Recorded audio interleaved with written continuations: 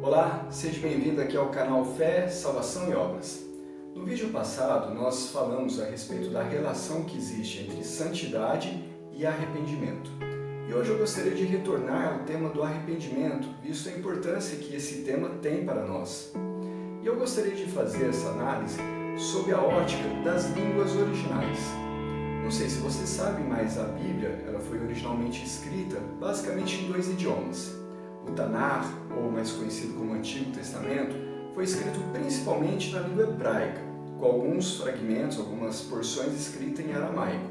E o Novo Testamento foi escrito, pelo menos os originais que chegou aos nossos dias, na língua grega.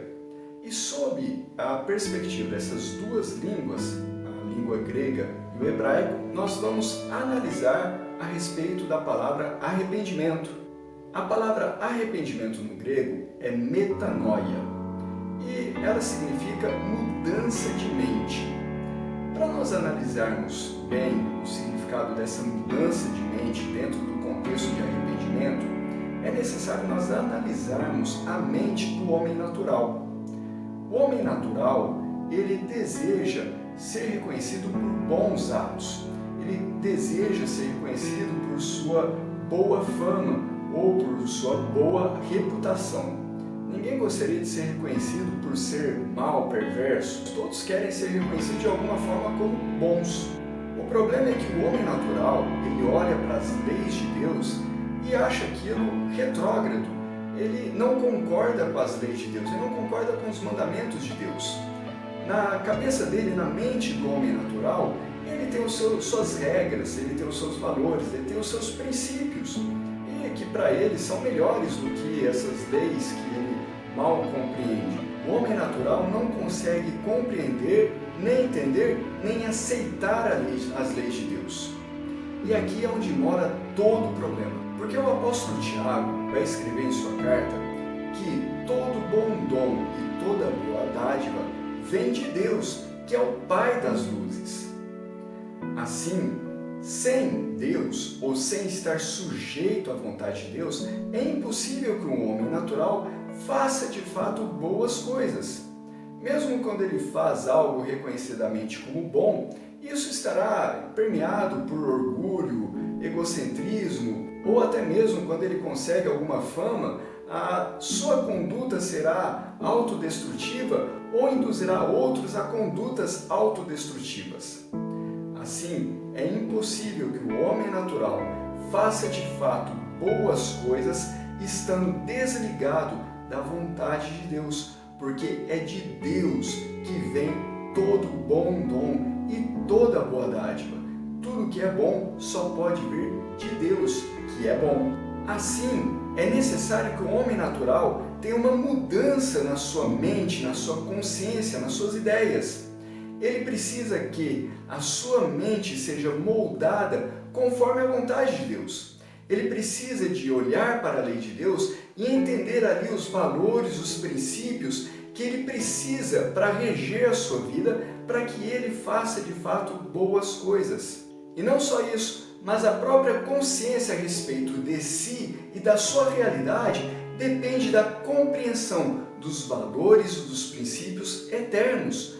Porque ele, por mais que ele não consiga entender ou vislumbrar isso, ele é um ser eterno.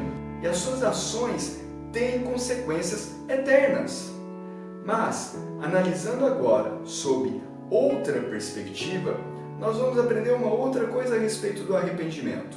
Na língua hebraica, a palavra para arrependimento é techuvá. E essa palavra significa retorno a Deus. Ao contrário do grego, que denota uma ideia, uma consciência, a palavra no hebraico, ela denota ação.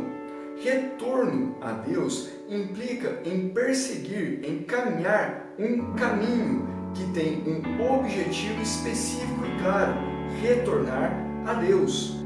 Nessa perspectiva, o arrependimento, ele não é apenas uma questão de ideias, uma questão de consciência, mas é principalmente uma questão de prática. Na consciência hebraica, o arrependimento ele consiste em não apenas ter consciência das leis de Deus, mas principalmente praticar as leis de Deus. Yeshua nos ensina em uma parábola uma alegoria que pode nos dar uma boa ideia a respeito disso. Yeshua diz a respeito de um pai que tinha 2 filhos. Ele chega ao filho mais velho e diz: "Filho, vá trabalhar na seara."